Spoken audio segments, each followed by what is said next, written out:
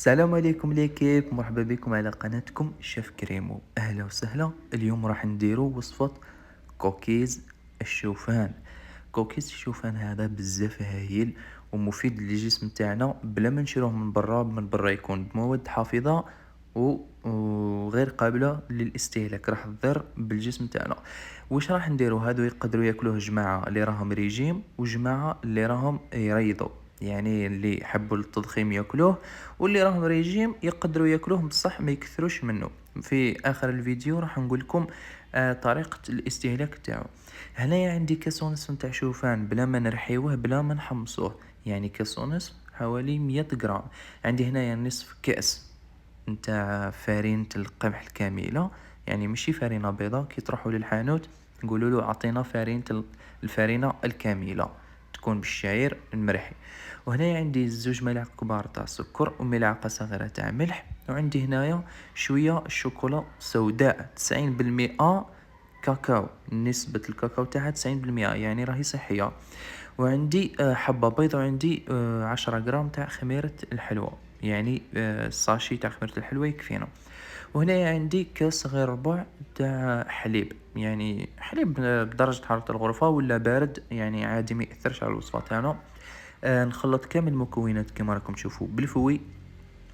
جماعة تأمنوني، هاد الكوكيز لازم عليكم تجربوه لولادكم، وثاني ما دام راهي قربت القراية راح تمدوا لولادكم حاجة صحية، وخاصة اللي عندهم الولاد ما ياكلوش البيض راح تعطوهم هاد الوصفة، ولا ما يشربوش الحليب تعطوهم الوصفة هذه ياكلوها بلا ما يفيقوا بالحليب والبيض هذا كيفاش كلاوه.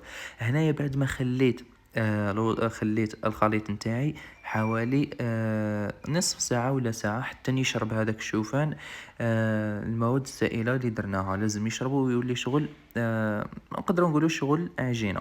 هنا عندي ورق الزبدة. ورق الزبدة تاعي اللي شريته، علاش راني ندير له الزيت؟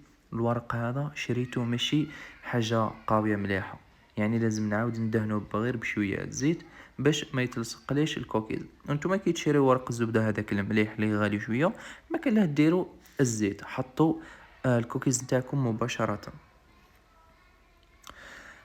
جماعة، أما الناس اللي يقولوا لي حط لنا وصفات للتضخيم سواء للرياضيين ولا سواء للناس اللي حابة تسمع الوصفات، راني نحط لكم وديجاني حطيت لكم من قبل وصفات للتنحيف ووصفات للتسمين.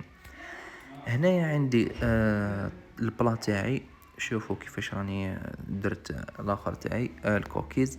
هنايا درت البلا تاعي صغير برك، ودار لي حوالي 2 4 6 7 حبات، ومازالوا لي 4 حبات. راح كي نكمل نطيب الكمية هذه نزيد الكمية الأخرى. فوالا بعد ما طيبتهم لتحت خليت الفرن ساعة شعل حتى وين سخون مليح، طيبتهم تحت على 160 درجة وطلعتهم الفوق شوية برك حوالي 3 دقائق حتى وين يحمروا شوية ويشدوا رواحهم. فوالا هذه هي الوصفة تاع الكوكيز، على بالي راح تعجبكم، نتمنى تجربوها، وما تنساوش تخليوا لي تعليقات والتشجيعات تاعكم، وخليوا لي لايك. ونتمنى انكم تزيدوا تجربوا الوصفات اللي حطيتها من قبل، وتزيدوا تستنوا الوصفات اللي راح نحط لكم، اللي من بينهم وصفة ارز المطاعم، من بينهم دجاج مفور، ومن بينهم دجاج اللي يطيب في الفور ويجي بزاف محمر وهايل. واش راح نحكي لكم ليكيب؟ هذا الكوكيز راهو بزاف هايل، واش نحكي لكم؟ واو، توب توب توب. نتمنى تجربوا هاد العروسات وتجيو تخليو لي تعليقاتكم. نلتقي في وصفة قادمة ان شاء الله. ما علي غير نقول لكم تهلاو في رواحكم. يلا، سلام.